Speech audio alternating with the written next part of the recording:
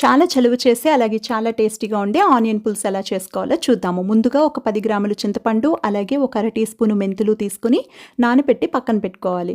ఇప్పుడు ముందుగా ప్యాన్ పెట్టుకొని ఆయిల్ వేసుకొని, ఆయిల్ కాగిన తర్వాత ఆవాలు, కొంచెం మెంతులు, అలాగే ఒక ఎండుమిరపకాయ, ఒక 2 పచ్చిమిరపకాయలు, ఒక 3 వెల్లుల్లి రెబ్బలు, కొంచెం కరివేపాకు రెబ్బలు, అలాగే కొంచెం ఇంగువ వేసి తాలింపు వేసుకొని, తాలింపు వేగిన తర్వాత 350 గ్రాములు సన్నంగా తరిగిన ఉల్లిపాయలు, అలాగే నానబెట్టిన మెంతులు, ఇంకా ఒక పావు టీ స్పూన్ సాల్ట్ వేసుకొని ఒక 10 నిమిషాలు మూత పెట్టి ఉడికించుకోవాలి. 10 నిమిషాలు పోయిన తర్వాత కలిపి అందులో ముప్పావు టీ స్పూన్ కూరకారం పొడి, అలాగే కొంచెం పసుపు వేసుకొని కలిపి మూత పెట్టి ఒక 10 నిమిషాలు ఉడికించుకోవాలి. ఇప్పుడు చింతపండు నీళ్ళతో పాటుగానే నానబెట్టిన మెంతులు వాటర్ కూడా వేసుకొని ఒక అర టీ స్పూన్ సాల్ట్, అలాగే చాలా చిన్న బెల్లం ముక్క వేసుకొని 10 నుంచి 15 నిమిషాలు ఉడికించుకుంటే చాలా టేస్టీ అయిన ఆనియన్ పులుసు ready. Thank you for watching.